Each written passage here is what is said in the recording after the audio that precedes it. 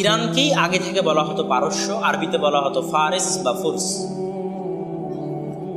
এবং এই অঞ্চলে ইরান, আফগানিস্তান, খোরাসান, এই অঞ্চলে যুগে যুগে বহু মুহাদ্দিস এবং ইমামের জন্ম হয়েছে এবং এগুলো ইতিহাস মণ্ডিত অঞ্চল, মুসলমানদের জন্য ঐতিহ্যবাহী অঞ্চল।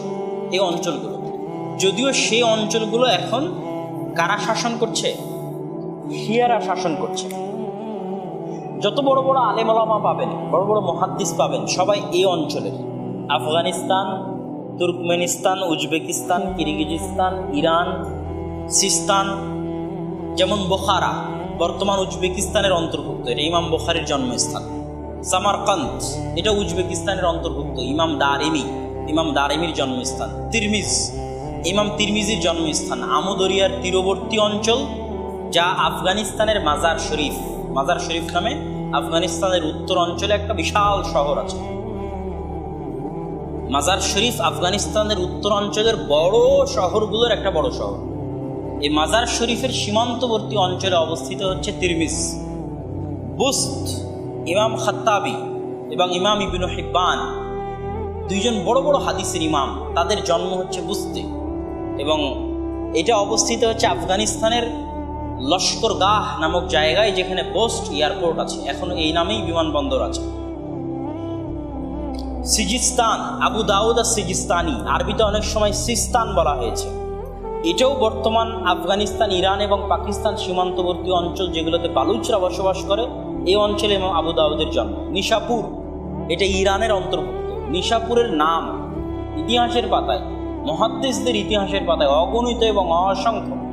ইমাম বুখারী রাহিমাহুল্লাহ হিজরত করে যেখানে গেছিলেন, বোখারা থেকে হিজরত করে, সেই জায়গার নাম নিশাপুর। ইমাম মুসলিম, সহিহ মুসলিমের লেখক, ইমাম মুসলিমের জন্মস্থান, বেড়ে ওঠা নিশাপুর। ইমাম হাকিম, মুস্তাদরাকে হাকিমের লেখক, জন্মস্থান, বেড়ে ওঠা নিশাপুর।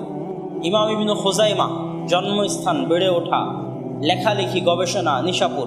বড় বড় আলেমের জন্ম হচ্ছে নিশাপুরে, যেটা বর্তমান ইরানে এই নামেই আছে, নিশাপুর নামই আছে। রায়, এই নগরের নাম ইতিহাসের পাতায়, বিশেষ করে হাদিস শাস্ত্রের পাতায় অগণিত এবং অসংখ্য জায়গায় পাবে। ইমাম আবু হাতেম আর রাজি, ইমাম আবু জুরআ আর রাজি, যত ইমামের নামের শেষে রাজি আছে, সবাই এই রায়ের অধিবাসী। রায়ের দিকে নিসবত করে তাদের নামের শেষে রাজি লাগানো হয়েছে। এটা ইরানের রাজধানী তেহরানের অনেক নিকটবর্তী অঞ্চল, তথা ইরানের রাজধানী তেহরান গড়েই উঠেছে রায় নগরকে কেন্দ্র করে।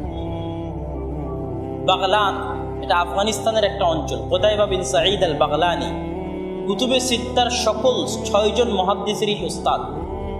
বুখারী খুলেন, কুতাইবা বিন সাঈদ আল বাগলানির হাদিস পাবেন, হাদ্দাসানা কুতাইবা, এটা দিয়ে শুরু হবে। মুসলিম, আবু দাউদ, নাসাই, তিরমিজি, ইবনে মাজাহ, হাদিস শুরুই হবে হাদ্দাসানা কুতাইবা। কুতাইবা বিন সাঈদ আল বাগলানি আফগানিস্তানে একটা অঞ্চল, সেখানে তার জন্ম। জুজাজান, ইমাম আবু ইসহাক আল জুজাজানি, ইনিও আফগানিস্তানের একটা অঞ্চল, সেখানে তার জন্ম। মারফ, ইংরেজিতে মারফ নামে পরিচিত। মারওয়াজি নামে যত ইমাম আছে, মারওয়াজি, আবদুল্লাহ ইবনুল মুবারক আল মারওয়াজি, ইমাম ইসহাক ইবনে রাহওয়াই আল মারওয়াজি নামে যত ইমাম আছে, সবাই এই অঞ্চলের। এটা তুর্কমেনিস্তানের অন্তর্ভুক্ত। তো এই জায়গাগুলো, যে জায়গাগুলোতে আজ ইরানের অন্তর্ভুক্ত বা ইরানের আশেপাশে, এগুলোর সাথে ইসলামের ইতিহাস এবং মুহাদ্দিসদের সম্পর্ক চিরন্তন এবং চিরকালীন।